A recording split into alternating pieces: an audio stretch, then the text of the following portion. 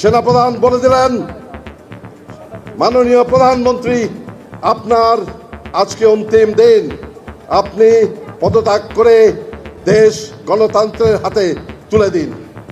শেখ হাসিনা বললেন, না আমি দেব না, আমি ফাদার অফ দ্য নেশনের কন্যা, আমার বাবা এদেশ স্বাধীন করেছে, আপনি গুলি চালান। হাসিনাকে রাজনীতিতে ফিরিয়ে কৌশলে বাংলাদেশে পাঠানো অথবা বিশ্বের অন্য কোনো দেশে বন্দোবস্ত করে দিয়ে হলেও দায় মুক্তির পরিকল্পনা করছে ভারত। চলমান বাংলাদেশে হিন্দুদের ওপর অত্যাচারের প্রতিবাদে ফের পথে সনাতনীরা। গতকালই মিছিলের ডাক দেওয়া হয়েছিল। এই মুহূর্তে শুভেন্দু অধিকারী আমাদের সঙ্গে রয়েছেন, তার সঙ্গে কথা বলবো। তিনি মিছিলের নেতৃত্ব দিচ্ছেন। শুভেন্দুদা, গতকালই আপনি ডাক দিয়েছিলেন, আর আজকে নাকি ইউনিট শোনা যাচ্ছে সংখ্যালঘু সংগঠনের সাথে মিটিং করে ডাক দিয়েছে সন্ত সমাজ। বাংলাদেশ ইস্যুতে এবার সরাসরি মোদী সরকারকে দুষলেন পশ্চিমবঙ্গের মুখ্যমন্ত্রী মমতা বন্দ্যোপাধ্যায়। বেশ কয়েকটি মিডিয়া এমনভাবে প্রোপাগান্ডা ছড়াচ্ছে যেন দুদেশের মধ্যে যুদ্ধ লাগিয়ে দেওয়াটাই তাদের উদ্দেশ্য। এমন পরিস্থিতিতে এবার ব্রেকিং নিউজ দর্শক বন্ধুরা, সার্জিস এবং হাসনাতের আন্তর্জাতিক মামলা অবশেষে তাদের গ্রেপ্তারের পরোয়ানা মনে হয় হয়ে গেল ইনশাআল্লাহ। অতি দ্রুত দেখবেন আন্তর্জাতিক গণমাধ্যমের যে মামলা। এবং আসসালামু আলাইকুম ওয়া রাহমাতুল্লাহ।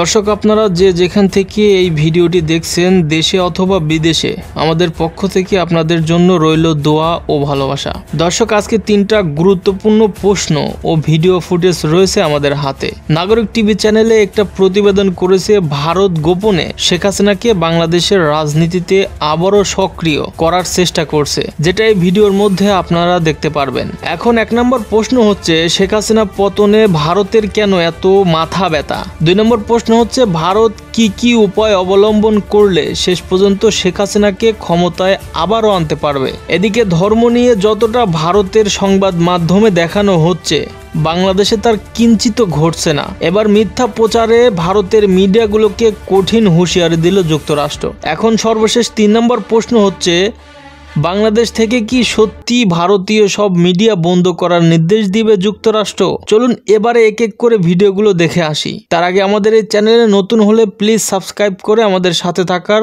অনুরোধ রইল আপনাদের সবাইকে। গণভবন সকাল 11:30, মুখোমুখি বসে আছেন স্বৈরাচার শেখ হাসিনা ও সেনাপ্রধান।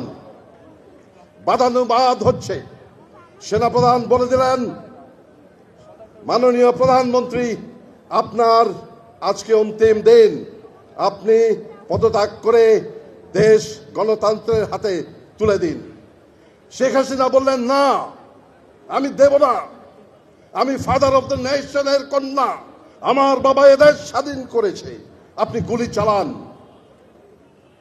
সেনাপ্রধান বললেন, মাননীয় প্রধানমন্ত্রী আপনি দেশে এখন কি হচ্ছে আপনি জানেন না, আপনি 4 দেওয়ালের মধ্যে অন্তরীণ, আসুন দেখি দেশে কি হচ্ছে। আমরা যখন এখান থেকে মিছিল নিয়ে রাওয়া থেকে বেরিয়ে জাহাঙ্গীর গেটের দিকে অগ্রসর হচ্ছি, তখন আমার কাছে একটা টেলিফোন আসলো চট্টগ্রাম থেকে আমার এক সহকর্মী। আমি বললাম, হ্যালো। বলে, স্যার আপনাদেরকে লাইভ আমরা ক্যামেরায় দেখতে পাচ্ছি। আমি বললাম, তাই নাকি? বলে, জি স্যার। তো এখন কি আপনাদেরকে দেখে ঘরে আর কেউ নাই স্যার, চট্টগ্রামের সবাই রাস্তায় নেমে এসেছে।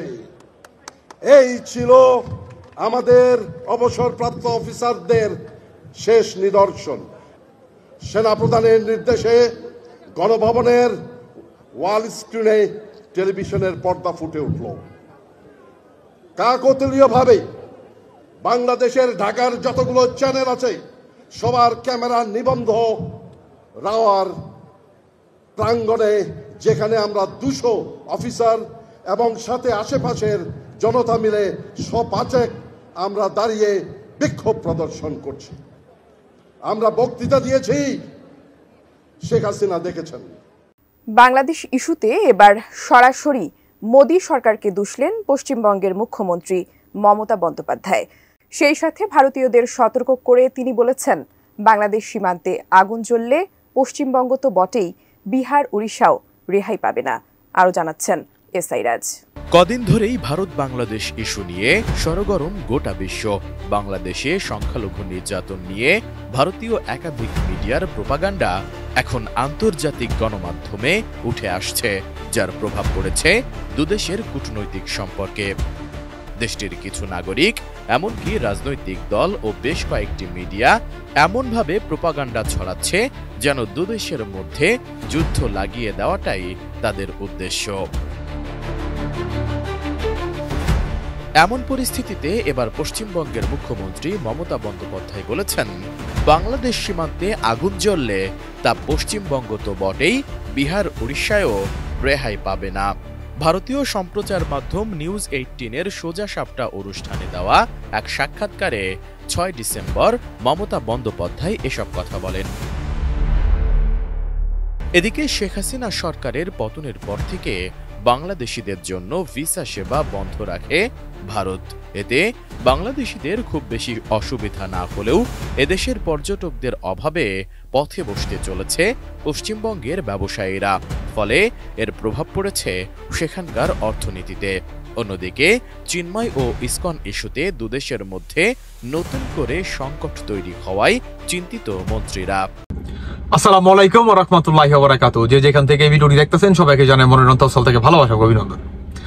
Breaking news, breaking news, breaking news. দর্শক বন্ধুরা, সার্জিস এবং হাসনাতের আন্তর্জাতিক মামলা অবশেষে তাদের গ্রেপ্তারের পরোয়ানা মনে হয় হয়ে গেল ইনশাআল্লাহ।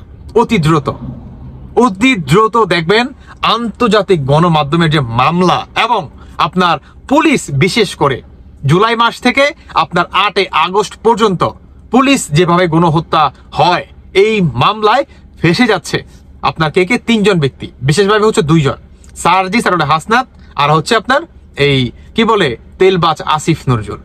কিভাবে? আসুন সবার আগে একটা ভিডিও দেখাই, তারপরে বাকি কথা বলি।